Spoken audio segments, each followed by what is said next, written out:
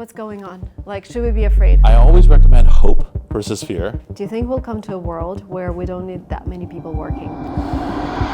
Do you think in our lifetime? Look, it's possible. Today, I'm sitting down with Reid Hoffman, co-founder of LinkedIn, and someone who's on the forefront of building and using new AI tools. I wanted to have a conversation with someone who's deep in it about what our future is going to look like when AI is going to be even more adopted in the world. Will AI take over our jobs? Will robots replace us in the near future? What will the world look like when machines grow smarter, faster, and more capable than ever before? What should we be doing right now? And what tools do we need to stay ahead? Let's dive deep into this conversation with Reid Hoffman. You guys, welcome to Silicon Valley Girl. I have one of the most exciting guests today, Reid. Thank you so much for being here. My pleasure. You're amazing. LinkedIn is one of the platforms where I'm very active, and Reid founded LinkedIn. And now you're all about AI. You created an AI version of yourself. Reid AI, introduce yourself to everyone. Hello everyone, I'm thrilled to be here today. I'm an AI-generated version of Reid Hoffman, his digital twin. A lot of people who watch my channel are actually really worried. I'm worried as well. Sometimes when I look at the content, AI generated, some people are getting replaced, like editors used to cut those short videos, now we use an app to do that. What's going on? Like, should we be afraid? I always recommend hope versus fear and curiosity and optimism versus, paranoia. But it doesn't mean that it isn't painful to do the transition. So yes, AI tools will be available in a small number of years for everything. And there'll be AI tools for not just the thing I've created with Reid AI, but like real-time interaction with Reid AI and all the rest of that, and that will happen. But what we should be doing is figuring out, how do we add our own creativity? I mean, you're one of the creators and everything else. How do we add our own creativity and amplify ourselves with the tools? So like, for example, of course you could have an AI just do all your short editing. I bet you the AI doing your short editing is not as good as the AI plus a human doing it. And a human using it can now do a whole bunch more than they did before. And they might be able to say, let's create 15 different versions and like test them to see which are good and do that. And all of a sudden you have that acceleration of superpower. So fear is generally best converted to curiosity. That doesn't mean it won't be difficult. And that doesn't mean that you won't be learning new things. Because AI will be learning new things and becoming better and better. Exactly. But it's part of the reason why I encourage people to go play with it, go try it, because as they realize it, they go, oh, I can still do these things using AI. So, for example, if I'm writing an essay, as opposed to starting with a blank page, I'm probably going to start with a GPT-4 prompt, right? And say, hey, I'm thinking about this, and this. I got this. Okay, now this is what I'm going to start working from in terms of how to do it. And that, by the way, just accelerates me and makes my ability to bring in my intelligence, as opposed to having to type a lot and stare at the blank page. I can move faster and get to more interesting things. And so it's a be curious and hopeful, but doesn't mean don't expect, potholes, transitions, difficulties. Those will be there too. There are some skills that we need to learn in the next couple of years to not be left behind. Obviously, like testing apps, but also I've heard from someone that it's getting a lot easier to code. Like I can learn just some basic things and that use the Copilot tools and they will help me. Would you suggest doing that, or just wait another couple of years when we don't even need coding and we just talk to? Well, so I think within this year, 2025, it'll quickly become that every engineer is using at least one Copilot agent, and that's part of what professional is. And I think perhaps by the end of next year, 2026, all of us will have a lightweight coding assistant. That doesn't mean it'll code the great iPhone app for you, or it will, invent that game that you've been thinking of. But it will help you do things like research, where you say, hey, bring these multiple information sources and documents and put them all together and generate a list of questions and then generate some provisional answers, and it will help you with that. And then the coding element will help pull all that stuff together, and that will be part of superpower that you and I will now have in that. Generally speaking, AI, I don't suggest waiting, because part of what you want to be doing, just like any new technological revolution, whether when YouTube was happening, when the internet's happening, the folks who go and adopt and play with it early then have a differential edge in the change that it means in the industry and their society. And so even though 3 years from now the coding tools will be, and agents will be much better than they are now, the people who started playing with them now will probably be the people who know how to use them and deploy them much more comfortably early.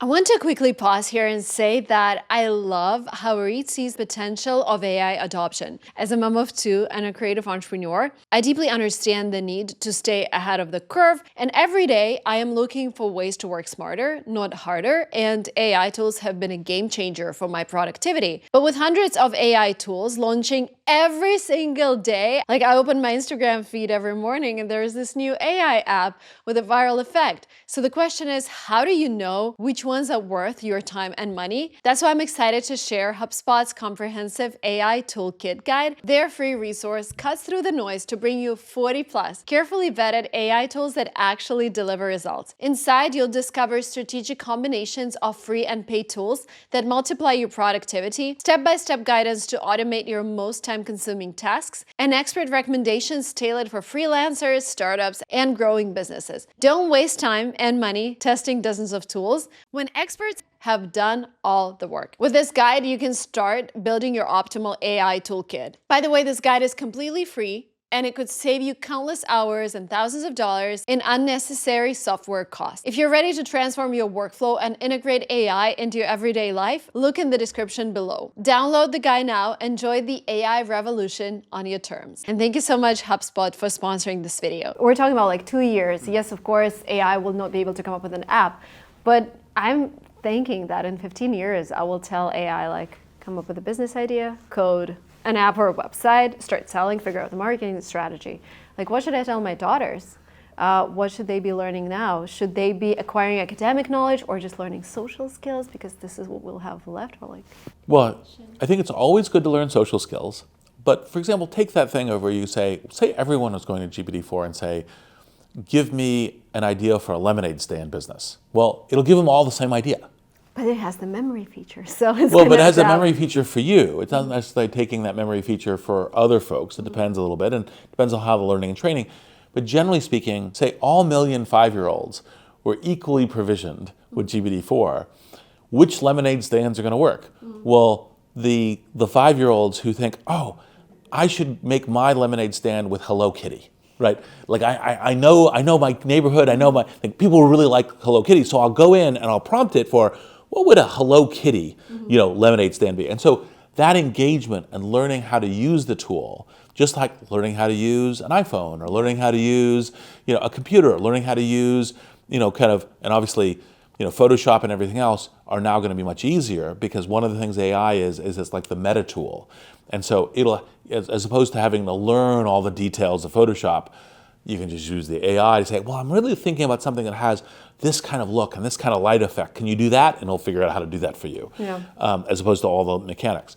So that kind of visual thinking or creativity or tool use is the thing that you also want to be instilling with a kind of a direction of always be learning. But fundamentals like mathematics, basic coding, you're still going to be useful? I think that the coding mindset is still useful. I don't think like yes, I don't think it's all about the mindset and the way we think. Yes, exactly. It's a little bit like, people were terrified when calculators came out that people would stop learning math. And it's like, no. But you stop learning I have this whole process of how I carry the one and do all the rest of it. I understand how it works, but I use the calculator or now the computer or the phone to do the math. But I still understand math. I still need to understand math. I still think about math in different ways. I just am not, like the job of what I am is a human calculating machine. That job doesn't exist. Yeah. Do you think we'll come to a world where we don't need that many people working? It's possible. I don't think it's actually, in fact, any near time. But we see the trends, like Silicon Valley working 4 days. People are Wednesday, they're like already preparing for the weekend. Well, none of the companies. From what I've seen, like in bars, etc., they're full on Wednesdays and Thursdays.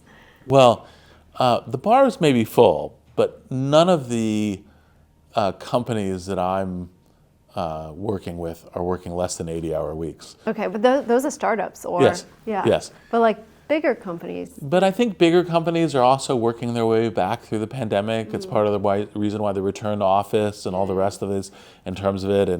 And I think that for example, Germany is an example of an industrialized society that went to a very rigorously maintained number of hours work week. And I think it's possible. But I think that because human beings tend to want to go do epic things, work really hard, sometimes make themselves wealthy, spend a whole bunch of time on a YouTube channel, et cetera, that I think that a large number of people will still be very engaged. So I don't think it's necessarily a quick general retirement. So you're not thinking, because my thought was like, if AI continues to develop that fast, we're going to have universal basic income, and then some people are going to work and some people are going to just enjoy lives. Do you think that might be a reality? I think people like competing for things.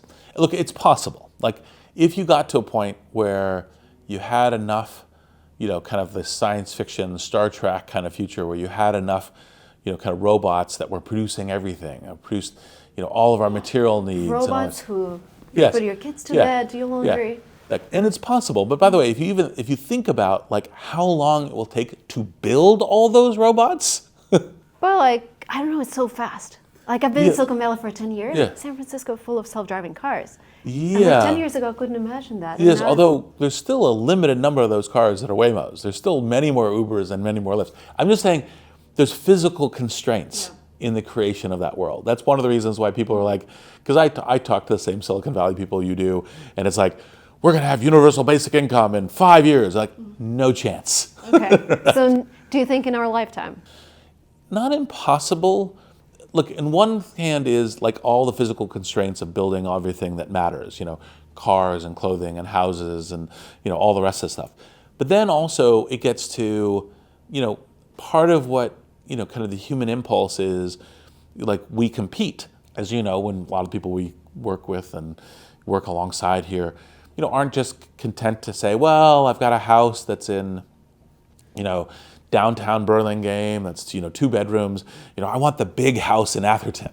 And so that kind of competing still happens, and so people will still have that as kind of an impulse and want that in various ways. Yeah. And you see it not just in economics, but also, of course, in sports teams and all the rest of this, and the attention economy and all of this. And so I tend to think that like there's also this human factor that isn't the I'm just going to be happy, kind of. Reading books, gardening, etc. And so I tend to think that the kind of we are all one nation of retirees or one species of retirees. I think that's almost certainly not the future. The question is, how does it blend between it? And obviously the people who are working hard want to have a differential reward for it. They want something that plays into it. That doesn't necessarily mean that there isn't UBI, but like you may even need to be what is called CBI, which is conditional basic income, because in order to still be engaged in society, it's like, well, no, you can have a UBI, but you have to spend at least 10 hours a week doing community service, doing something that helps the local seniors or helps the local schools or something like that. So you're engaged in society and you're invested in it. It's really important for longevity. Yes, exactly. So what the shape is, I think, is still very, very TBD and further out than most of the technology visionaries will have. That makes me, feel better. Okay, let's talk about entrepreneurship. Yeah. What I noticed, like my startup, we built a search engine for study abroad programs.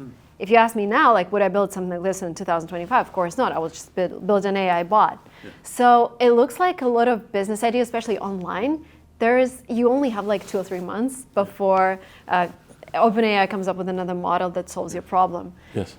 Do you think there is a chance to build like a company that's bigger than the Mega 7? Oh, almost for sure. I continue to invest. I continue looking to do that.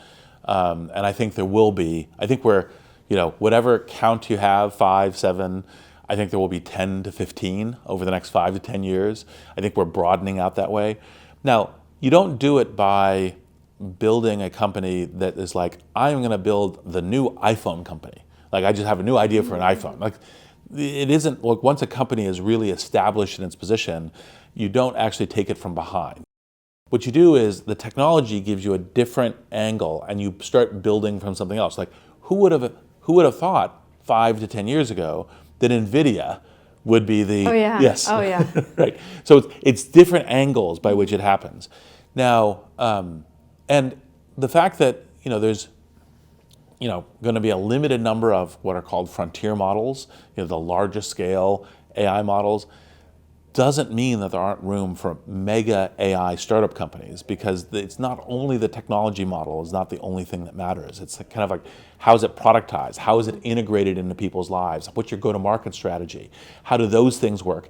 And you can still create businesses that have network effects, marketplaces, other kinds of things that can be, in fact, very big. And so we at Greylock, myself, we're kind of looking at all of the things that could create the next big mega companies, and that's generally speaking what you're looking to invest in. Now, that being said, if someone came along now and said, I'm going to try to build the next OpenAI from scratch right now, it's like, well, there is an OpenAI that's doing a really, really good job. What should entrepreneurs look at? What industries? The thing that I had predicted 15 months ago when I was talking to my partners at Greylock is that we were going to see a whole bunch of enterprise apps. We were going to see, kind of workflow, productivity, coding apps, legal assistants, medical assistants, tutors, all that stuff. All of which is great. And I said, look, I'm happy to invest in a bunch of these things. It's not $1 billion company. Well, things don't start as $1 billion company. It's the question of how big and strategic and economic do these businesses get? And so now for me, I tend to like to be surprised by the entrepreneur who's thinking in a new direction that most people aren't thinking. It was like one of the reasons the first investment that I brought to Greylock was Airbnb, right? Because it's similar things. Literally, my partners at Greylock, I was like, people are gonna rent a room or a house from other people? Like, is this real? And that kind of thing. And so I similarly like to look for those kinds of things with an AI. It's like, what's something about the use of AI that most of the entrepreneurs who are all heading towards doing coding assistants or productivity apps or new security paradigms haven't quite gotten, that's like that new way of thinking. And it's one of the reasons why, like, for example, when we were talking about your daughter, is the role for creativity, the role for, human, understanding humanities and so forth is still actually, in fact, very important, because predicting what those markets might be, what people might want at scale, is extremely important. And that's the kind of thing I'm looking for. Do you have a feeling of the markets? Some. That will be completely changed by AI, and that's the opportunity. Look, an obvious one is kind of looking at the set of different categories that people aren't, per se thinking about, whether it's marketplaces or human networks of various sorts, and saying, hey, can AI do something interesting here? And, I don't usually, when I'm ideating on ideas, say them in a... Okay. Of course, yeah. Because my top videos are top 10 business ideas or whatever. But it's just interesting where you're looking at healthcare or education. Yes. In general, we're talking not about even entrepreneurship, but in general, where do you feel the biggest change is going to happen with AI? What's going to be transformed? I'm hoping healthcare. Well, I think healthcare is an obvious and very important one. Think about, we have the technology today to have a medical assistant on your smartphone that's better than your average doctor, that's available 24/7 to everyone with a smartphone, that runs at under, call it a couple dollars an hour in terms of compute costs to run it. We should get that as soon as possible. That doesn't mean doctors are out of work. There's all kinds of things for doctors to do, because among other things, the app may say, hey, these are the 3 things in most probability from these things, but then the doctor knows, oh, these are the things that I'm seeing in the symptom that you didn't tell the AI that's actually really important that we need to do. There's all kinds of, and a doctor can spend more time with patients because the AI, hey, look, I had this whole conversation with my medical assistant, and here's what I came up with, and goes, oh, well, let's spend more time on this one and spend some time, because that's all faster given the economics of it. So I think that is clearly going to happen. Should happen as fast as possible. Another one is a tutor for every subject on every age. And to make this kind of like a personal comment, I've always been curious to understand quantum mechanics better, because we have this whole new world of quantum computing, and I'm trying to understand it. And I can repeat the stories that we read, but understanding it in some depth is one of the things I've always wanted to do. Well, now I have a tutor that's infinitely patient. They can say, oh, here's the thing that you need to understand. These are the questions you have about what the observer effect in quantum mechanics is, and here are some of the ways to think about it. Yeah, that makes sense. Okay, I'm going to wrap up with 2 final questions. Great. Can you tell me what are your 3 favorite AI apps? My 3 favorite AI apps, I will say 4. Okay. All right, in part because my own inflection, pi has to be one of them. So I'll be Absolutely. three in addition. Yeah. ChatGPT, from kind of like a research assistant. Mid-Journey, from the creation and thinking of bringing me into kind of visual imagination and kind of being able to create things visually, which I never was able to do before. And then, partially because I've been thinking a lot about we as everyday people are all going to have a coding copilot. So I've been playing a lot with Microsoft's Copilot and coding and getting myself back into that to understand how this is going to transform everyone's use of phones and computers. Yeah.